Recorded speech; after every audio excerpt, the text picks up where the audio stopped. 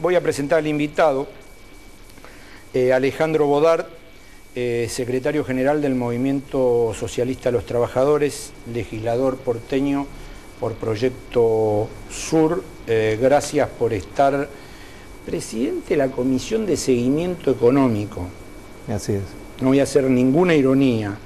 De la ciudad, usted sigue el movimiento económico de la ciudad. De la ciudad y también, como la ciudad está en el país, ¿no es cierto?, las relaciones que hay entre la economía del país y la ciudad, y también la relación entre la situación internacional y la ciudad. Diputado, usted está impulsando el juicio político al jefe de gobierno de la ciudad. Así es. Por el tema de las escuchas ilegales.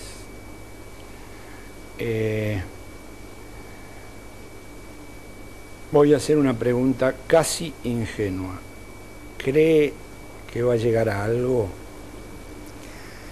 Bueno, yo creo que es difícil avanzar cuando la clase política en general intenta que todas sus acciones queden en la impunidad. Pero yo me haría una pregunta también previa. Yo no entiendo cómo todavía, después de 2 años de la causa, no se le ha iniciado juicio político a Macri, porque la causa ya ha pasado por distintas instancias judiciales y ahora está al borde de ir, ¿no es cierto?, a la parte del juicio oral. Ya no es un imputado, es un procesado. Está probado absolutamente que este hombre montó un aparato de inteligencia porque se utilizaba para hacer una cosa ilegal un mecanismo legal. Presentaba notas y le pedían, ¿no es cierto?, a jueces en Misiones que a su vez dictaban causas truchas, pero que pedían que le haga inteligencia tal o cual. Todo eso está probado. Entonces, y a menos, yo siempre digo que si no supiera nada de todo ese aparato de inteligencia que se armó en su gobierno, tendría que ser juzgado como juicio político por incapacidad, porque ¿cómo puede ser que haya un jefe de gobierno que se monte un aparato tremendo y siniestro y no sepa? Evidente que acá se supo.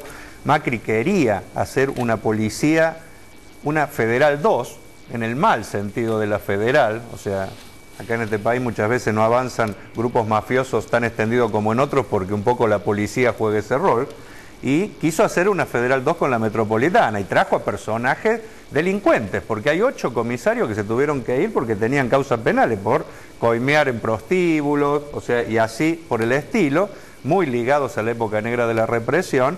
Y bueno, todo eso, ¿para qué lo trajo si no era para hacer lo que intentó y le salió mal? Ahora, le sale mal, intenta victimizarse y no cumplir con su obligación. Y yo siempre llamo al resto, no solo al macrismo, sino a la oposición de la legislatura. Yo no entiendo cómo en estos 2 años, yo entré ahora, no entiendo cómo no se avanzó en juicio político. Están dadas todas las condiciones, ¿no es cierto?, para el mal desempeño en las funciones de funcionario público. Contra Ibarra fue mucho más rápido, ¿no? Totalmente, totalmente. Bueno, ahí son las contradicciones que yo veo, y aparte por otro problema. Macri dice que la justicia es imparcial y que hay jugada política. Bueno, que se avenga un juicio político donde tiene muchos diputados, y si se cree que no tiene nada que ver, que lo compruebe. Ahora, ¿por qué se niega? En la justicia porque lo persiguen, ¿no es cierto?, porque está detrás el gobierno nacional. Pero ¿por qué no se aviene a un juicio político en una legislatura donde tiene mayoría? O sea, ¿cuál es el problema si encima dice que es inocente?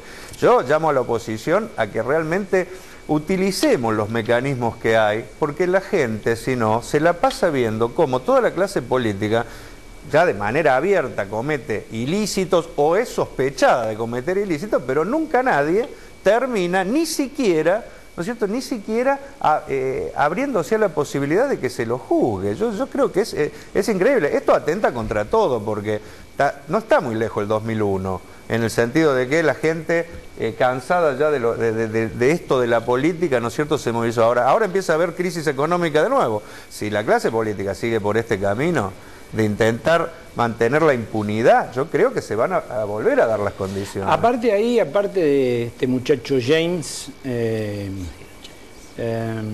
y Narodowski, que era el asesor en educación de los Rodríguez Sá, de las escuelas ómnibus, esa truchada fenomenal, y lo dice alguien que viene de la docencia, que soy yo, estaba el Fino Palacio, ¿no? Totalmente. Sí, sí.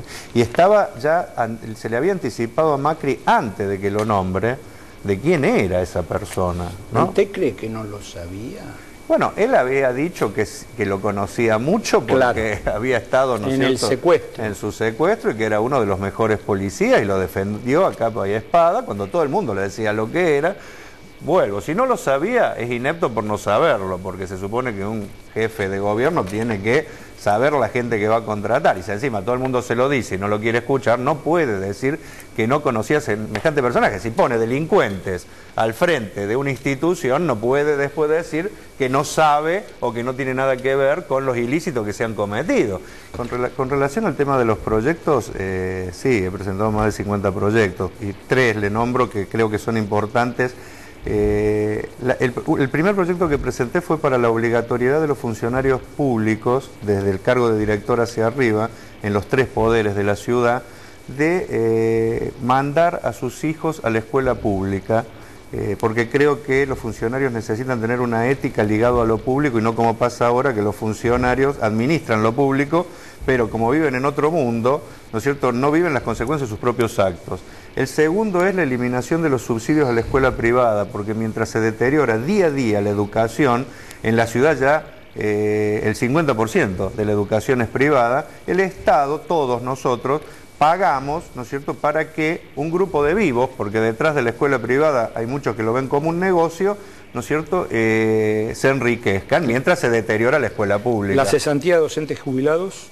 Sí, nosotros también presentamos ahora, con relación al tema de la UBA, ¿no es cierto?, un proyecto que salió votado en la legislatura de que hay que volver a lo que era la ley anterior, donde tenían la opción de estar 5 años más en su cargo. Yo creo que aquí se está perdiendo a gente muy valiosa que está en pleno poder de desarrollo, ¿no? Y el tercero, le digo un proyecto que también es importante con el subte, por todo el debate que hubo del subte, porque yo creo que no va a haber salida del transporte si no se lo toma como un servicio público, y por lo tanto se saca de encima a las empresas que se enriquecen y no invierten. Por eso presenté un proyecto de estatización del subte con control social.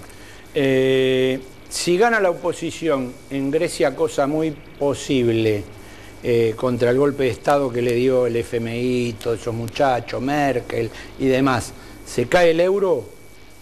Bueno, yo creo que la situación en Grecia, para entender lo que está pasando, estamos al borde de un 2001, o ya pasó el 2001, y para tener una idea, se deben 500.000 millones de dólares, o sea, han endeudado ese país de una manera tremenda. Hay un déficit de casi el 20%, ¿no es cierto?, en la economía. El ajuste que le quieren aplicar es más o menos 10 veces el que intentó aplicar de la Rúa, porque ya le han bajado el 20% los salarios a los estatales y quieren más. La jubilación, ¿no es cierto?, prácticamente que no se jubile nadie. Bueno, es un ajuste brutal.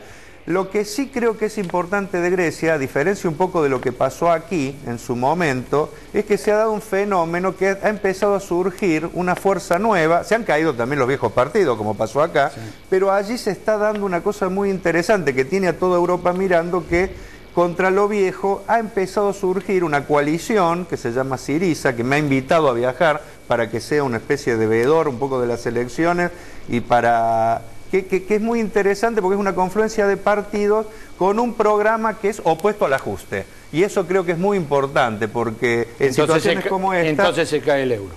Entonces posiblemente... Lo que pasa es que el problema no es el euro, es cuál es la situación de los trabajadores y los pueblos, ¿no? Pero está ligada al euro. Le armo un debate con De Andrés, ¿se anima? Sí, que no se va a animar. Perfecto.